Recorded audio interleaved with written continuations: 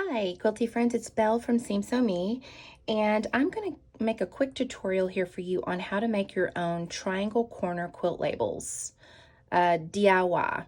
And I'm putting this out there because after I posted a tutorial recently on Instagram, just a really quick on how I glue based my binding on my quilts, some of you saw my corner label, and I had several of you reach out to say, did you make that? How did you make it? So I thought I'll just make a tutorial for everyone. So it came about because I had tried making my own labels in my printer, and I had a difficult time with the freezer paper, and my printer didn't want to print right and take the fabric through. So I needed a quilt label really quickly for something that I was working on, and I didn't have time to order one from someone. So I decided there's got to be a better way for me to make one using what I had here at the moment. So I'm going to show you the way I do it. You can make this without a printer. You do need a light box. You technically probably could do this if it was taped to a window with the sun coming through if you don't have a little light box. But here's what you need to be able to do it. This is just a really inexpensive thin light box from Amazon. And I think I might have paid, I don't know, maybe $12 or maybe it was $19 for sketching. So the only thing about this one is that you have to actually plug it into, I'll show you the end of this. I've got it plugged up to a power charger, but it's got this kind of end to it. So if you don't mind charging this with your laptop or plugging it in the wall with the adapter, you may want to get a different one if you want a real plug-in, but it was really inexpensive, so that's why I bought it. So you'll need your light box.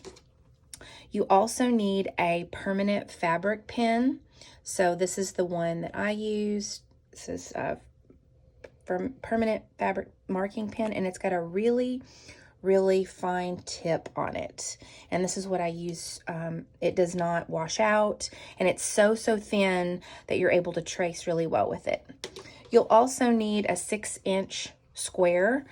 I use a light colored fabric for mine. I often use this is Art Gallery fabric, Creme de la Creme, because it's a background fabric I use often in my quilts.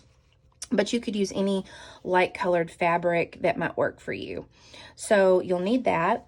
And you'll also need to print out what you want your label to say. And it needs to be the correct size. I've made this in Canva with my logo on it and then what I want mine to say. And so all I have to do is go in Canva and change the date and then the name of the quilt. So those are really the two things that I changed. But if I wanted this, like if it was a gift and I wanted it to say something else, I could type that in there. The key is making sure that it's dark enough, thick enough font to where you'll be able to see it when the light box is on. I've actually made the template in Canva, and I'll share that link with you all if you're interested in having this, and then you can just create your own words that you want. So those are the items that you'll need to be able to make yours, and let's get started and I'll show you the steps. So you will take your square, your 6-inch square, and you're going to fold it there on the diagonal and take it to your pressing mat, and then you're going to press it very gently so that you have a triangle. And I have one here that's already been pressed.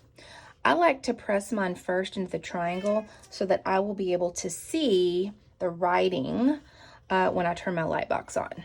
So that is step one. Press this into a triangle. Then you're going to take your piece of paper that you have made, whether it's using the Canva template that I've made or your own, and you're going to place it over the light box. And I just use painter's tape. I just keep reusing it, and I tape this down so that it won't move there on the corners. You'll turn your light box on and you can see how that light comes through. Then I take my piece of fabric, and that way I can really kind of line up where I want this to be. You see how you can see through that really well?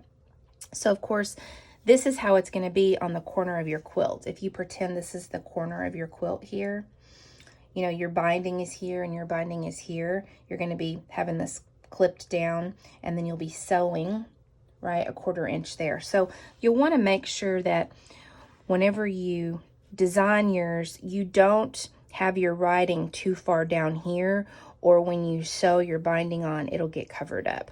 So I'd try to make mine as close as I can to the top to allow that room here on the side. And this works really well for that 6-inch square for that reason. So I really like where this is right here.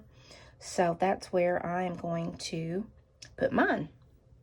I'm going to take another couple of pieces of painter's tape just to make sure that my fabric stays in place when I'm tracing. And then I'm going to get my fabric pin here. And let me zoom in for you. So you can see that really well.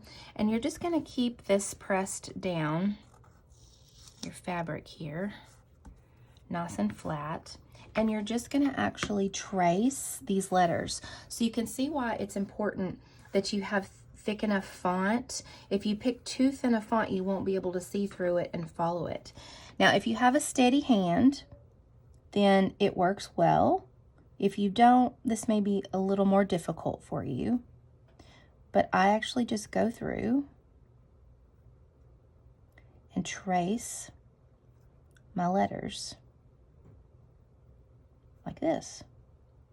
And again, I found this is the best marker. I'll link it for you in the description box below.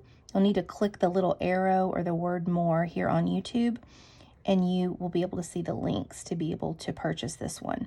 Not just any marker will work because it can bleed in your fabric, and also it could be too thick. So you're just going to trace this of what you've written underneath here.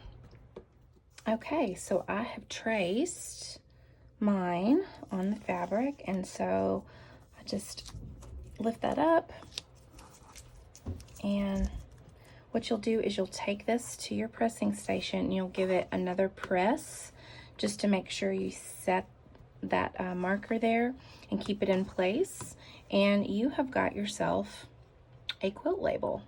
So I am actually going to make a second one while I have all of this out for a couple of things that are coming up that need labels. But if you, again, don't have a steady hand, this may be a little more difficult, or you may want to make this just a little bit larger if you feel like you need that for tracing. There are a lot of other YouTube tutorials on YouTube on how to do this using your printer. Again, that did not work well for me, so that's why I came up with this. I could do it really quickly, just kind of trace one of my logos on there that I use that's really simple. Also, there are plenty of places that you can order your own labels. You actually can let them know what you want on them, and they will actually make them for you. And there we go. I've got 2 quilt labels. You can batch make them if you want. I know I have a couple of things that will be coming up in the future, so I just went ahead and made those 2. And I'm really pleased. Even though they're not perfect, as if these had been professionally printed, they're inexpensive because you used what you basically had. Other than the light box, I did have to purchase that, but it definitely is more inexpensive for me than paying $15 a label. So if you're able to make your own and maybe use your own logo, if you have your own business, you can do that too. Or if you just want to write something really lovely for whoever you're gifting it to, there's plenty of room for that. So I hope you enjoyed this tutorial on how to make your own triangle quilt label. I'm Belle from Seam Sew Me. If you found this helpful, please like the video and feel free to subscribe for future tutorials. Until next time, quilty friends, make lovely things.